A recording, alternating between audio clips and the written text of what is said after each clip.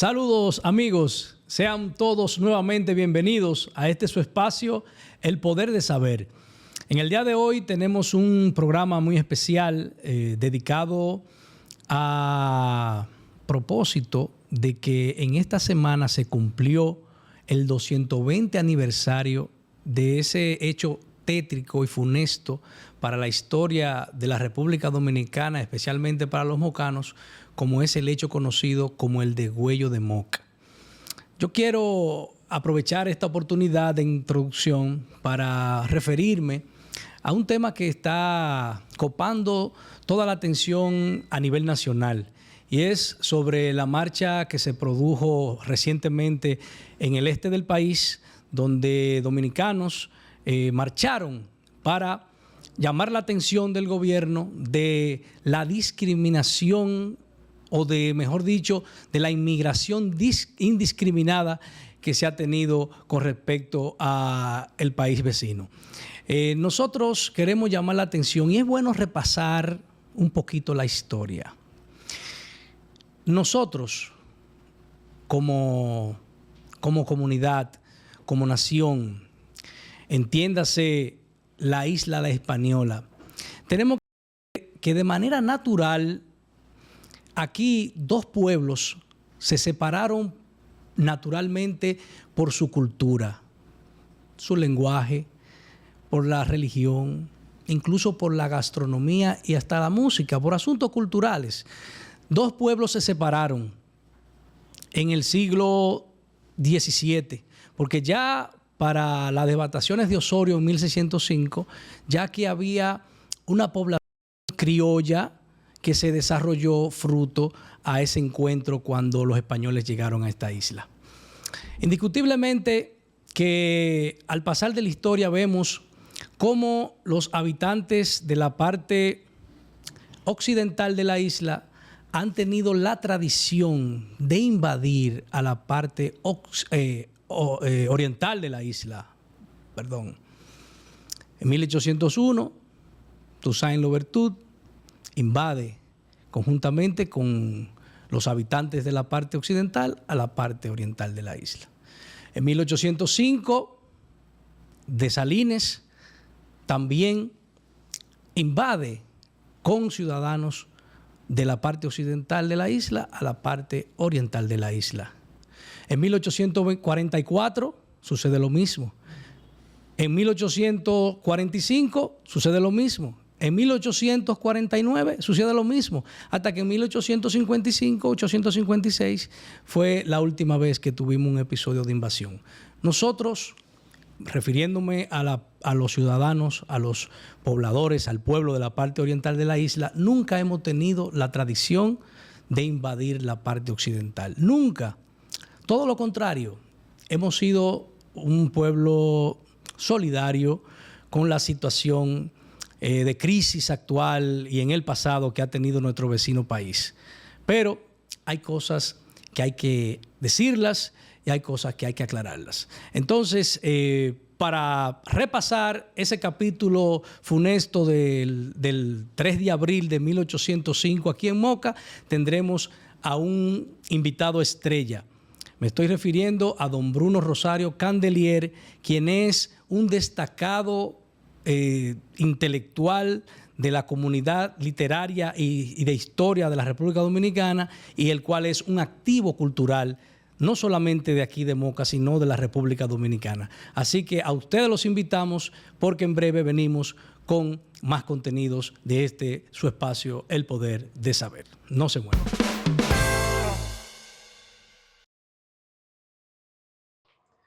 2 de abril, Día Mundial de la Concienciación del Autismo.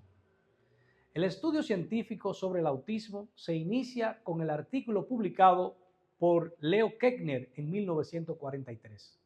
Sin embargo, 20 años antes, ya la soviética Gruniak Sugareva había descrito en detalle esta condición. Durante mucho tiempo, el autismo fue considerado un trastorno infantil. No obstante, al día de hoy ya se conoce como un cuadro clínico permanente que acompaña a la persona a lo largo de todo su ciclo vital. El objetivo de fijar oficialmente esta efeméride y celebrarla cada 2 de abril es contribuir a la mejoría de la calidad de vida de las personas con autismo. Lamentablemente, en nuestro país no tenemos las condiciones necesarias para brindar la atención especial a todos los casos. Es por esto que nosotros, a través de este espacio, queremos hacerle un llamado especial a todos los padres dominicanos. Hablemos con nuestros hijos, enseñémosles a mostrar empatía, creemos conciencia en ellos para que en las escuelas nuestros muchachos sean el principal apoyo para los niños con autismo. Piensa y haz conciencia, el poder de saber.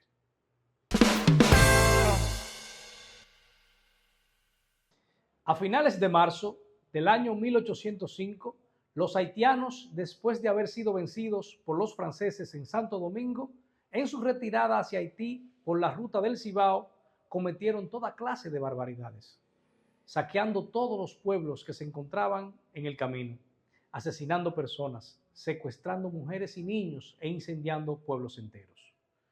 Tanto Cotuí como La Vega, Moca y Santiago fueron víctimas de estos hechos, pero lo de Moca fue un acontecimiento sin precedentes. Henry Christophe, lugarteniente de Jean Dessalines, llevó a cabo uno de los genocidios más perversos de la historia. Y es que, además de las muertes horribles, es el lugar donde acontecieron los hechos y de la manera que fueron engañadas mujeres indefensas y niños inocentes. Ancianos, mujeres, adolescentes y niños fueron invitados a participar de un Te Deum especial en la iglesia que estaba ubicada justamente donde actualmente está ubicada la iglesia Nuestra Señora del Rosario, bajo el supuesto de que los haitianos habían vencido en Santo Domingo y que les convocaban a la iglesia para tener una ceremonia en armonía como una manera de indultar a todos los concurrentes. Y esa fue la gran mentira. Luego de estar dentro mujeres y niños, las puertas fueron cerradas y a punta de machete y cuchillo fueron degollados y masacrados. Cuenta la tradición que los niños más pequeños fueron lanzados al aire y ensartados en las bayonetas. Lo acontecido ese día fue la masacre más siniestra de nuestra historia. Después, los haitianos continuaron su camino hacia Haití, llevando consigo un grupo de dominicanos en calidad de esclavos y destruyendo todo a su paso. El pasado 3 de abril se cumplieron 220 años de aquel funesto suceso, y para su recordación tendremos hoy un programa especial para rememorar este acto reprochable de cobardía. Piensa y haz conciencia, el poder de saber.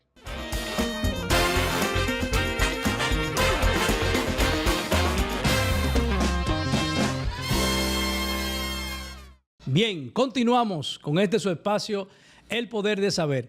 Como dijimos al inicio, tenemos ya aquí con nosotros a nuestro invitado especial. Se trata de Bruno Rosario Candelier, quien es doctor en Filología por la Universidad Complutense de Madrid, miembro de número de la Academia Dominicana de la Lengua y miembro correspondiente de la Real Academia Española.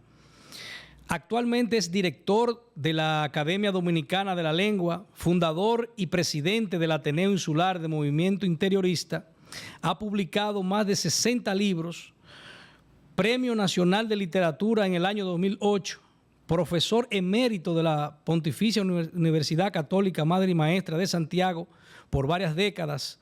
Fue condecorado por el Poder Ejecutivo con la Orden de Duarte Sánchez y Mella en el grado de caballero, declarado en el 2010 activo cultural de la Nación por el Ministerio de Cultura, inmortal del Templo de la Fama de la provincia de Espaillá desde 2016 y declarado como mocano trascendente por el Ayuntamiento de Moca. Así que para nosotros es un honor tener en nuestro estudio a un invitado de tan alto nivel como es el doctor Bruno Rosario Candelier. Bienvenido, Bruno.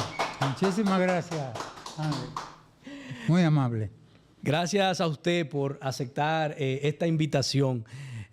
Nosotros, y le decía a usted detrás de cámara, que me preguntaba si me gustaba la comunicación, y le decía que nosotros En realidad nos hemos dedicado a los quehaceres políticos y también a la investigación de la historia, porque creo que como dominicanos ese debe ser la tarea número uno, de saber nuestros orígenes y conocer qué costó esta libertad que tenemos, esta soberanía nacional, qué le ha costado a nuestros antecesores compueblanos.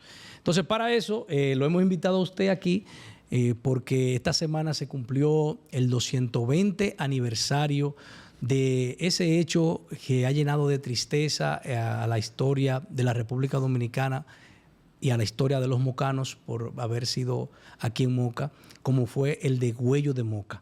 Y como usted escribió una obra basada en estos hechos, lo hemos invitado para que hablemos del tema y podamos nosotros ilustrar primero a los que nos están mirando y sensibilizarlos por este hecho que llenó de luto a la República Dominicana. Sabemos, don Bruno, que el pueblo haitiano en 1804 se declara independiente.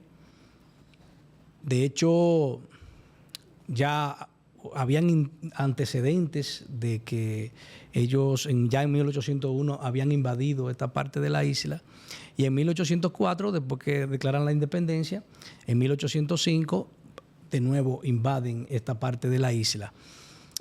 Sabemos que fue infructuoso su incursión en Santo Domingo, ya que fueron vencidos por el Estado, el gobierno francés, y que camino hacia Haití fueron arrasando. Como decía ese principio, tierra arrasada. Era todo lo que encontraran en el camino, destrozarlo, quemarlo.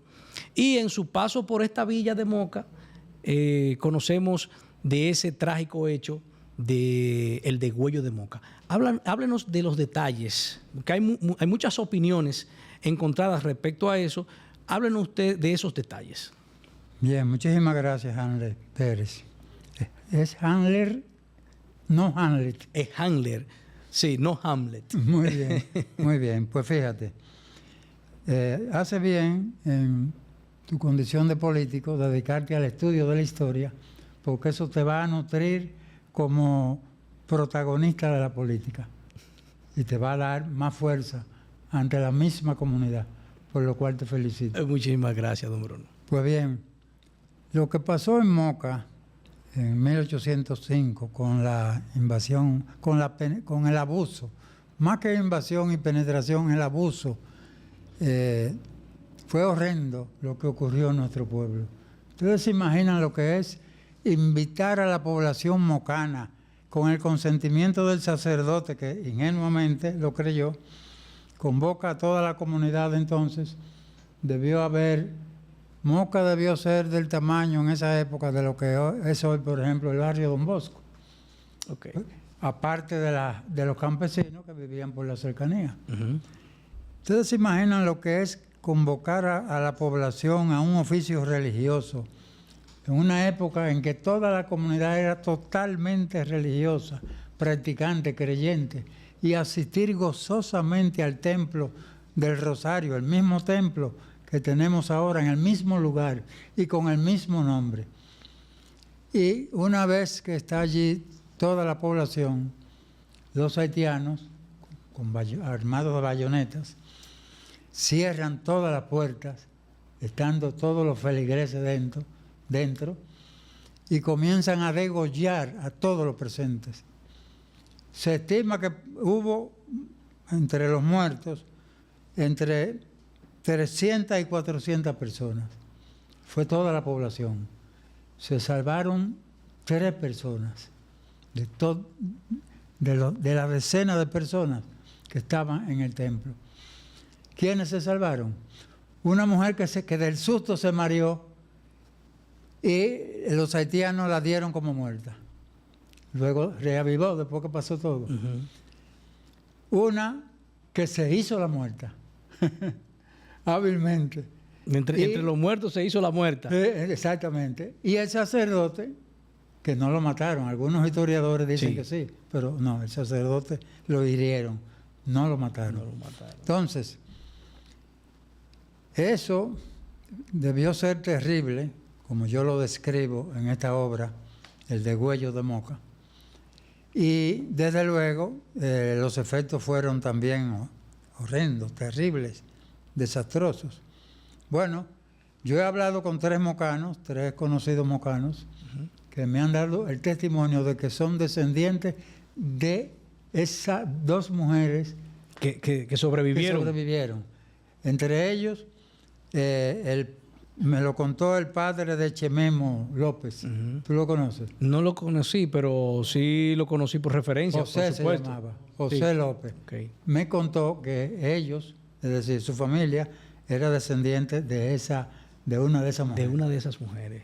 El padre Tejada, que está vivo actualmente, del Corazón de Jesús, salesiano, me contó que su familia también era descendiente de la otra señora.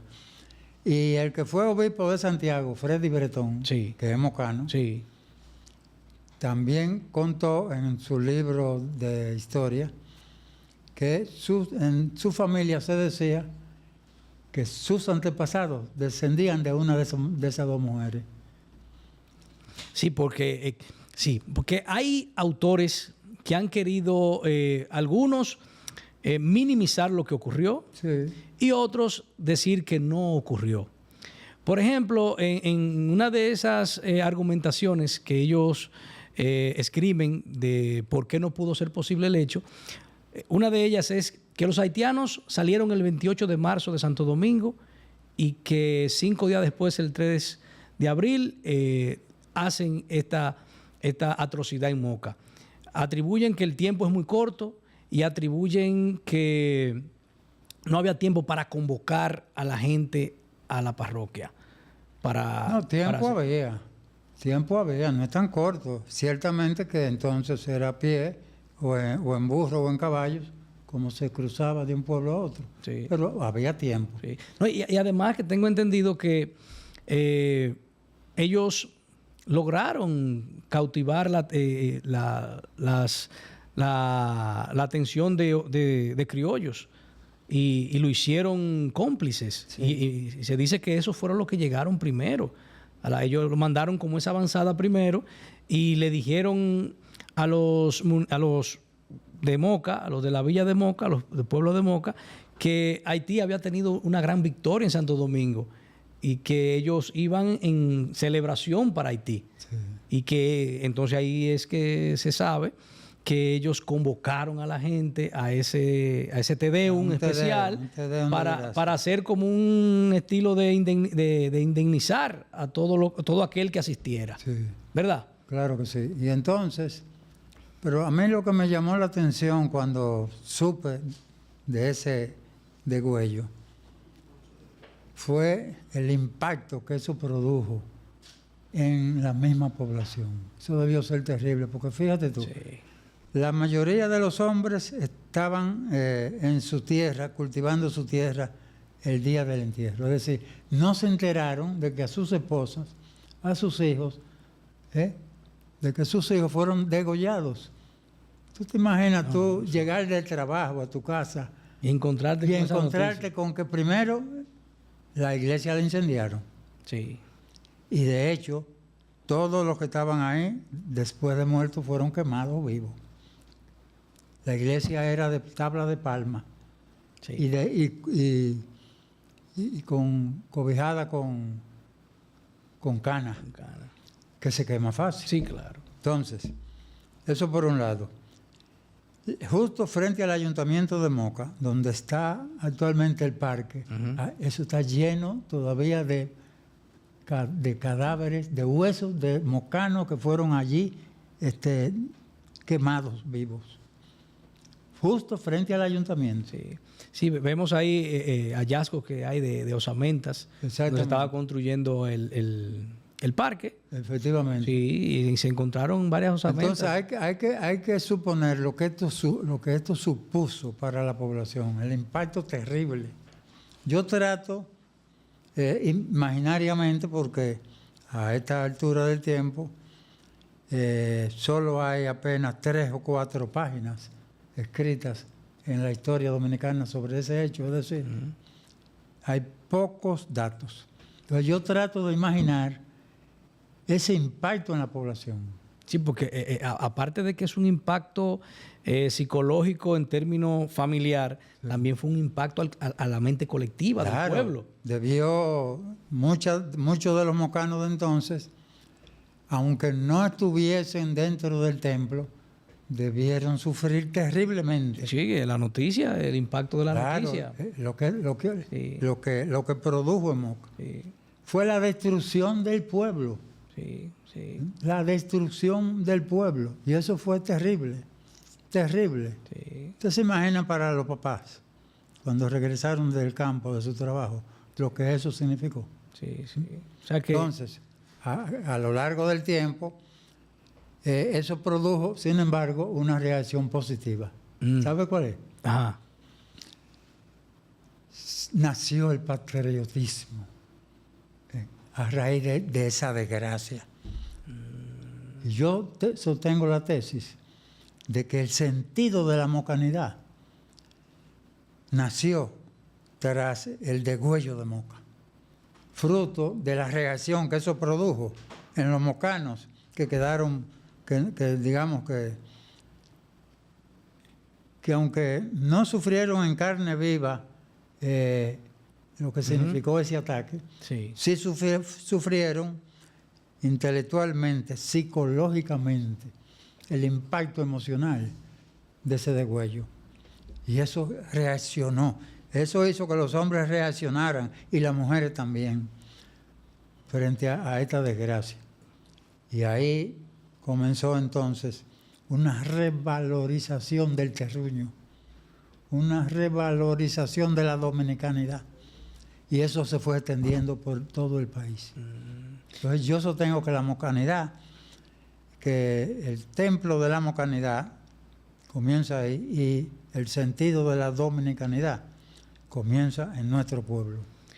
Bueno, tiene lógica lo que usted menciona, porque vemos a Moca siendo protagonista de los hechos y ahí en adelante de orden patriótico. Porque después de eso vemos lo de 1844, la independencia nacional, que cuando viene el delegado de la Junta Central Gubernativa a dar la noticia de lo que pasó el 27 de febrero, ya Moca estaba en la calle y dice que habían ya un cuerpo, incluso militar uniformado, listo para defender la independencia nacional. Y de ahí en adelante vemos también como en el 58, también, con la revolución tabaquera.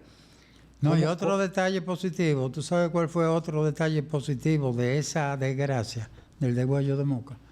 El hecho de que la juventud que quedó viva y los hombres de trabajo decidieron rehacer físicamente a nuestro pueblo.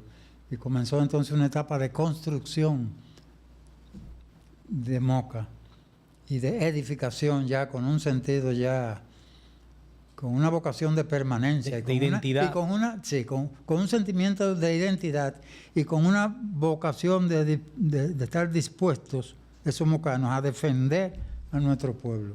Defender si en esos años hubiesen vuelto los haitianos, se hubieran encontrado con un ejército mocano.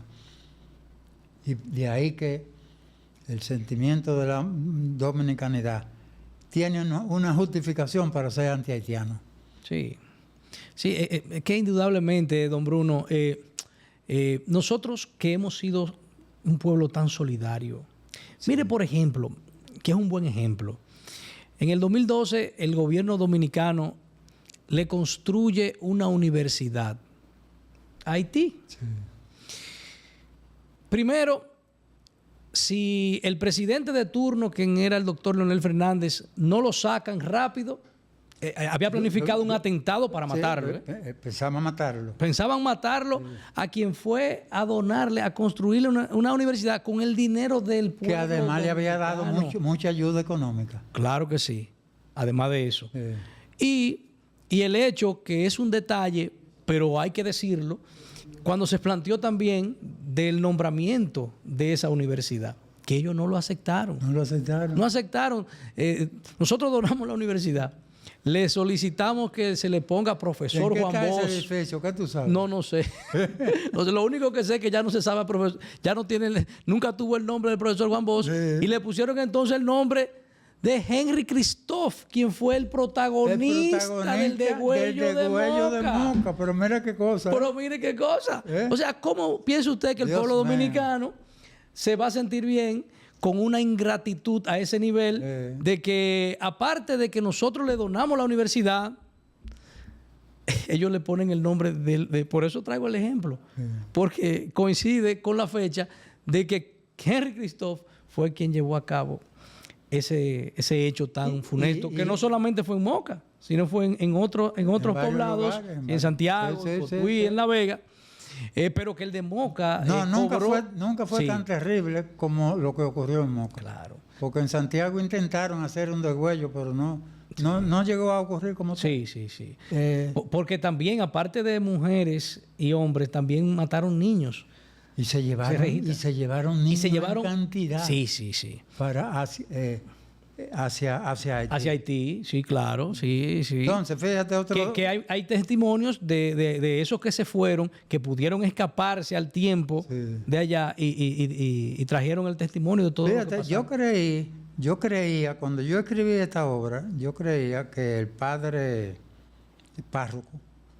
el que sirvió de oficiante de Deu, yo creía que... Geraldino, el padre Geraldino. Sí, yo creía que lo habían matado ahí. Sí. Y no. Me contó, hay un sacerdote en Santiago que es de los campos de Baitoa, que es un gran investigador de la historia dominicana. Sí. Que se lo llevaron vivo a Haití. ¿Al padre? Al padre. Se lo llevaron vivo junto con el conjunto de niños, de mujeres y de jóvenes, que se lo llevaron preso a Haití. Y allá murió. O sea, él no murió en el templo, como yo. Porque hay muchas opiniones. Eso le iba a decir, que una de las opiniones encontradas con respecto al hecho es esa, de que el padre Geraldino, que se había dicho en principio por algunos autores que había muerto también en el acto, luego apareció en San Francisco de Macorís en 1807. Ah, sí. Eso. Todos los autores dicen que él murió en el templo durante el degüello. A excepción del abogado Arredondo, que fue un testigo de los hechos, que se fue a Cuba y escribió... Pero no creo que él fuera testigo visual ocular, el día del hecho. ¿Verdad? No. Él vino a Moca. Eso sí. Lo más seguro era que él estaba en Moca, exactamente. No sé si estaba en Moca. Lo que se sabe es que él vino a Moca a raíz del desastre y conoció el hecho. Vio, escribió y desde Cuba narró lo que él vio. Lo que él vio. Sí. Bueno, entonces le decía que él es uno de los pocos que dice, o creo que el único que dice, que el padre Geraldino escapó, que no murió. Él es uno de los que... Ese dato no lo tengo claro. ¿Tú lo leíste? Sí, yo lo leí, sí. Bueno. Sí. Él dice que el padre escapó. Sí. Pero independientemente de todo eso, realmente nosotros estamos ante un genocidio. Sin duda alguna, fue un genocidio. Yo uso esa palabra aquí. Es que fue eso lo que ocurrió. Aquí no hubo resistencia. Sí. Por eso nosotros... Yo creo que fue el primer genocidio de América. Creo yo. ¿Tú tienes conocimiento de que haya otro? Bueno, yo no creo.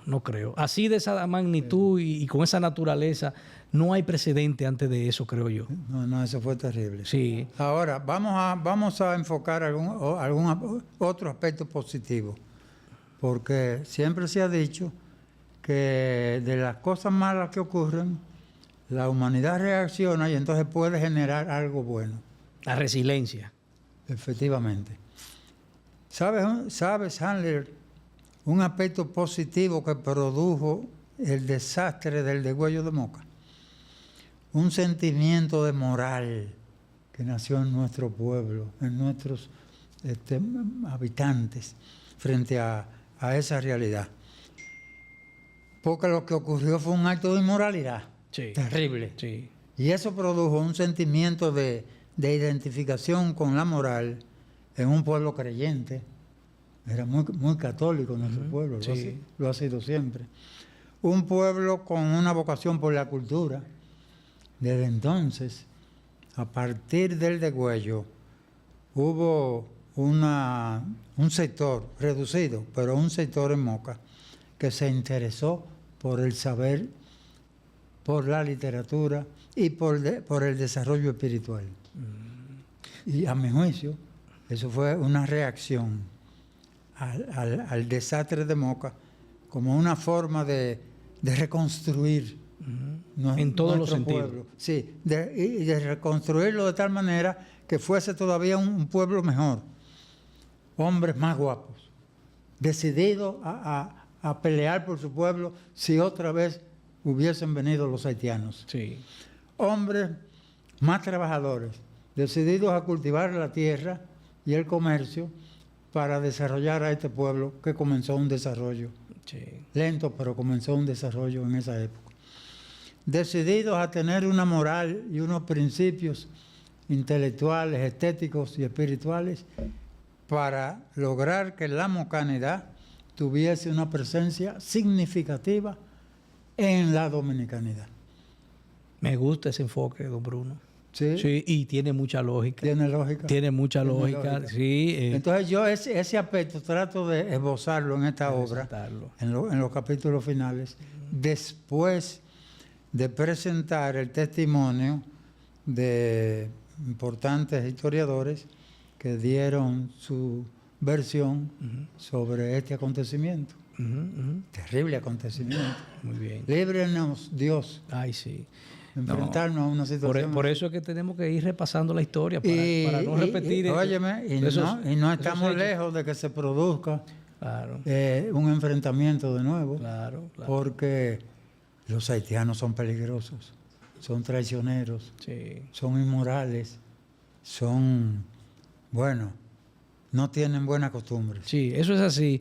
Sí. Y por eso el hecho de que hablábamos en principio de esa marcha que se hizo recientemente, y es una alerta, es una alerta. Es una alerta. Porque tenemos posiblemente un primer asentamiento haitiano en el territorio. Sí. Porque si decimos que ni siquiera las autoridades policiales pueden penetrar a ciertos lugares de Friusa, entonces eso debe llamar mucho la atención. Bueno, eso es lamentable. Aquí nosotros tenemos que plantearnos la idea de que la identidad patriótica debe estar por encima de cualquier interés. Sí, señor. Porque sabemos que detrás de eso hay intereses poderosos, pero debemos poner sobre la mesa primero el interés. Que tenemos un sentimiento de dominicanidad. Estamos identificados con nuestra historia, con nuestra cultura, con nuestras raíces. Debemos, digamos, proclamarla siempre en todos los sitios donde estemos. Eso es así.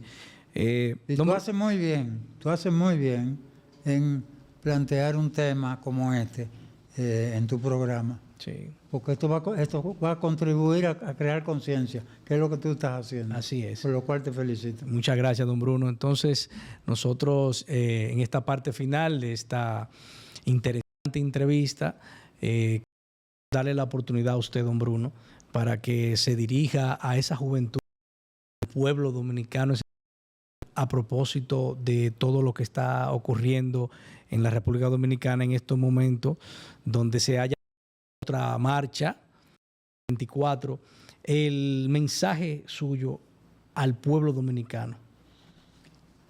Pienso que en atención a nuestra condición de dominicanos, en atención a los principios y los valores que nos identifican como pueblo, en atención a la historia de nuestro país, a la trayectoria que han tenido los dominicanos que han defendido este territorio, nosotros debemos apoyar, debemos secundar, debemos, digamos, dar todo lo que esté a nuestro alcance para que lo que de alguna manera nos identifica como pueblo, con nuestra lengua, con nuestra cultura, con nuestra moral, con nuestra espiritualidad, la sigamos potenciando, sigamos defendiendo no solo la expresión estética y espiritual que nace de nuestra lengua, de nuestro pasado y de nuestra cultura, sino esa actitud, digamos, de